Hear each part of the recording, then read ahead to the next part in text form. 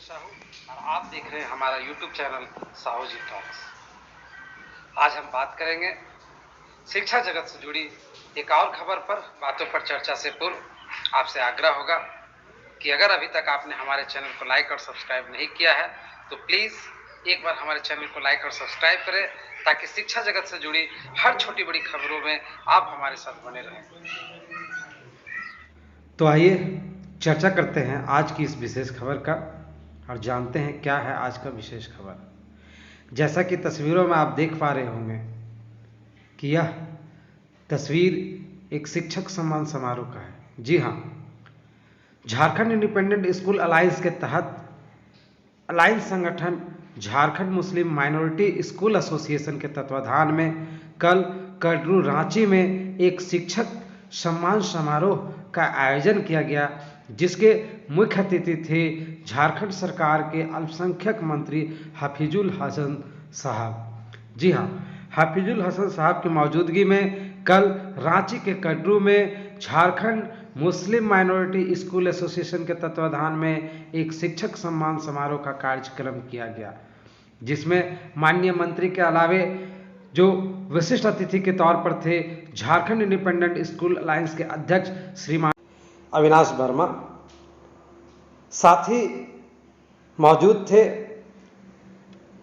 झारखंड मुस्लिम minority school association के संरक्षक और इदरिसिया फाउंडेशन के अध्यक्ष मोहम्मद शहीद साहब।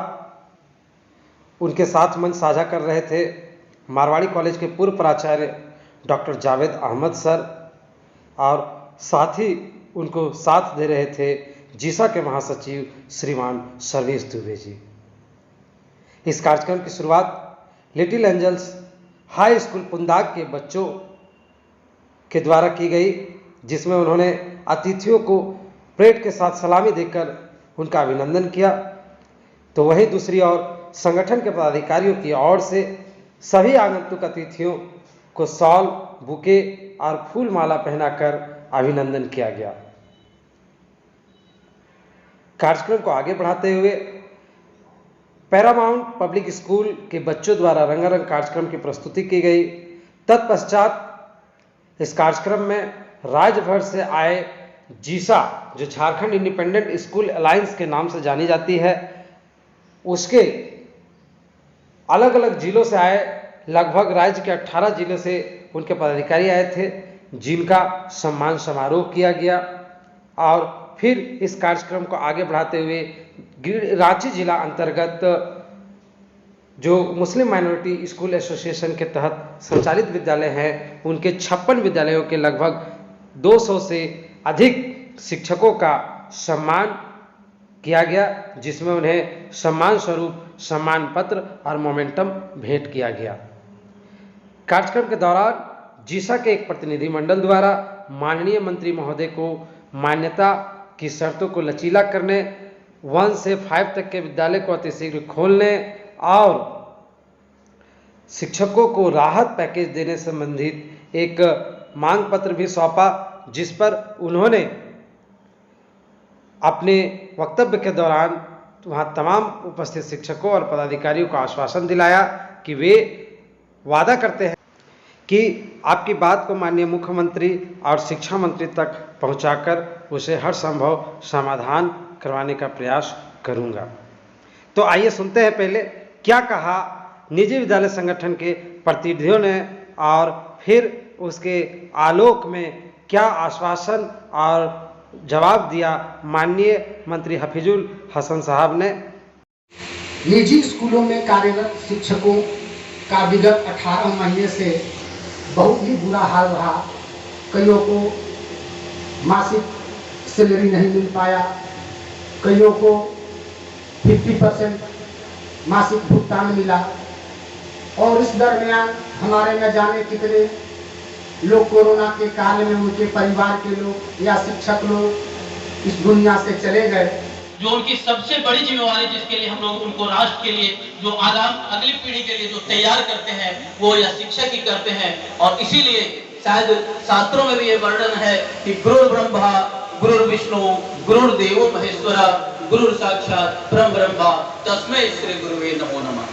सभी गुरुओं को पुनः मेरा एक बार हार्दिक हार्दिक अभिनंदन और नमस्कार। मैं चाहूंगा कि कार्यक्रम को पहले तरीके से पूरा हम लोग समाप्त करें और जो विभिन्न जिलों से हमारे जो नए पदाधिकारी आए हुए हैं जिनके बारे में भी आदरणीय उस्मान सर ने बताया, तो मैं उनके साथ बैठना चाहूंगा। हमारे अध्यक्ष महोदय भी हैं, हमारे प्रदेश के वरीय उपाध्यक्ष प्रवीण दुबे सर हैं, दिनेश साहू सर हैं, जितने भी पदाधिकारी हैं उनके साथ एक पर्सनल मीटिंग हो ताकि हम लोग अपने बातों का आदान प्रदान करें और वो सिलसिला हम लोग वहां से आगे बढ़ाने का काम करेंगे। अब मैं इससे इधर अब चलता हूं कि इन 18 महीनों में ना तो केंद्र सरकार ने और ना राज्य सरकार ने किसी ने भी हम शिक्षकों की सुधि लेने का काम नहीं किया। किसी ने एक बार भी नहीं पूछा कि ये जो शिक्षक हैं, जो राष्ट्र के निर्माता हैं, जो देश को बनाने का काम करते हैं, जो देश को गढ़ने का काम करते हैं, इनके घरों में भी चूल्हे जल रहे हैं या नहीं, इनके बच्चे भी 2 वक्त की रोटियां खा रहे हैं या नहीं, इनके परिवार भी पल रहे हैं या नहीं। मैं समझता हूं कि ये काम उन्होंने नहीं किया पूछने का। ये बहुत ही बड़ा, ये पैंडेमिक कोरोना से भी ज्यादा पैंडेमिक है, क्योंकि यदि हमने उनको अभिभावक माना, अगर वो हमारे अभिभावक हैं, तो ये उनकी सबसे पहली प्राथमिकता होनी चाहिए थी कि हमको भी वो अपने कार्यों में जो भी उन्होंने काम किया, जो भी योजनाएं उन्होंने बनाई थी, उस योजना में भी इस तरह के गैर स्कूल, जो छोटे छोटे स्कूल हैं, गैर मान्यता प्राप्त विद्यालय, निजी विद्यालय छोटे छोटे, उनका भी स्थान होना चाहिए था, जो नहीं हुआ। शायद ही आपको कभी ऐसा देखने को मिले कि 200 शिक्षकों को सम्मान अपने हाथों देने की बात अगर कोई राज्य का मंत्री सोचता है, करता है, तो निश्चित तौर पर सिर्फ ये झारखंड वासियों के साथ पूरे शिक्षक सम्मान के लिए बहुत बड़ी बात है। मैं उसके लिए मंत्री महोदय का मैं धन्यवाद देता हूं, उनका आभार प्रकट करता हूं। महोदय जी, अभी आपसे मेरी जो बातें हुई, मुझे लगा कि आपके दिलों में निजी विद्यालयों के प्रति दर्द है और मैं इसके लिए मैं आपका आभारी हूं, मैं आपका ऋणी हूं। We can never forget you about your cooperation. मैं कभी आपको भूल नहीं सकता। लोग पढ़ के निकलते हैं और समाज में अपनी छाप को छोड़ने का काम करते हैं। मंत्री महोदय को जो लोग पढ़ाए होंगे वो आज भी शिक्षक होंगे, मैं दावे के साथ कह सकता हूं। लेकिन मंत्री महोदय आज यहाँ मंत्री बनकर के बैठे हैं, ये हम तमाम लोगों के लिए गौरव का विषय है। मैं पुनः एक बार आपको धन्यवाद देता हूँ। प्रेस के लोगों के साथ कई लोगों के मनों में भ्रांतियां हैं कि निजी विद्यालय मतलब DAV, rotary, sacred heart, like this बड़े बड़े मान्यता प्राप्त विद्यालय। लेकिन नहीं, इस राज्य में 2 तरह के प्राइवेट स्कूल चलते हैं, एक मान्यता प्राप्त प्राइवेट स्कूल, एक गैर मान्यता प्राप्त प्राइवेट स्कूल। और हमारा जो संगठन है वो गैर मान्यता प्राप्त लोगों का संगठन है और इसलिए हम लोग सड़कों पर हैं और इसलिए हम लोग संघर्ष कर रहे हैं और इसलिए हम आपके सामने गुजारिश हाथ फैला करके आपसे भीख मांग रहे हैं कि आप हम लोगों को बचाइए। आज हमारे लोग सड़कों पर हैं, भूखे हैं।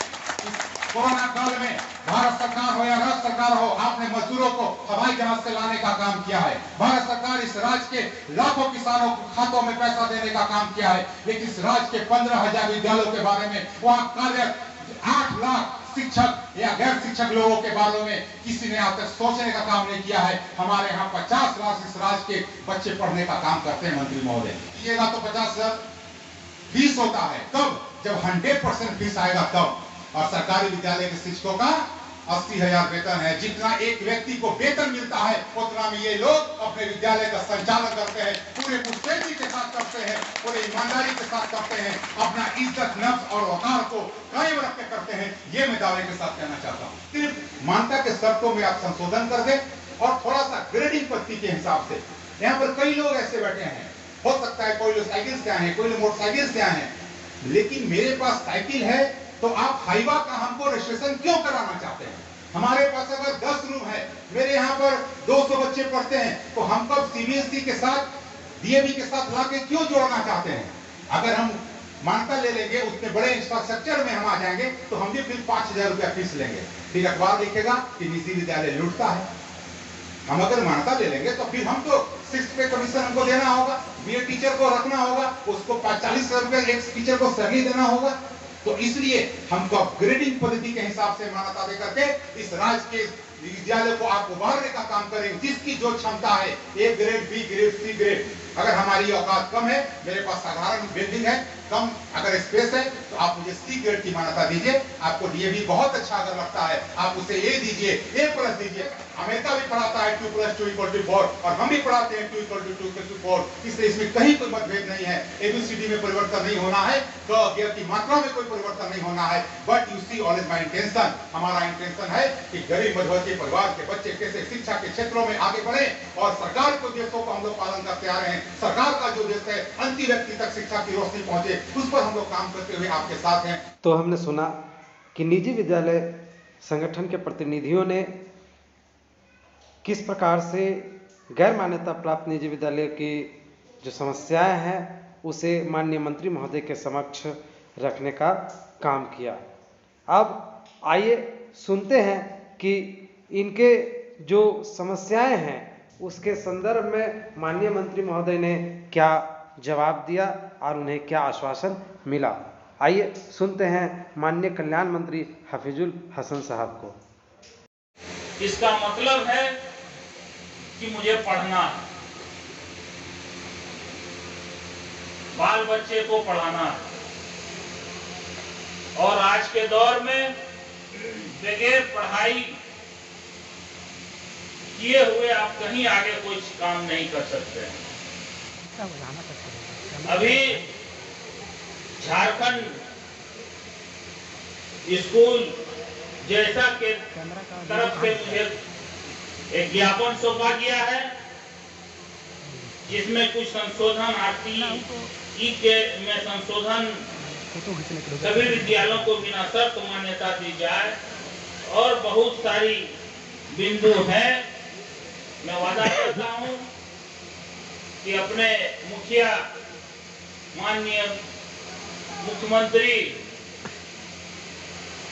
हेमंत सोरेन जी से और शिक्षा मंत्री माननीय जगन्नाथ महतो जी से बात करके जो भी आपकी समस्या है इसको कैसे मैं हल कर सकूं इसमें पहल करूं।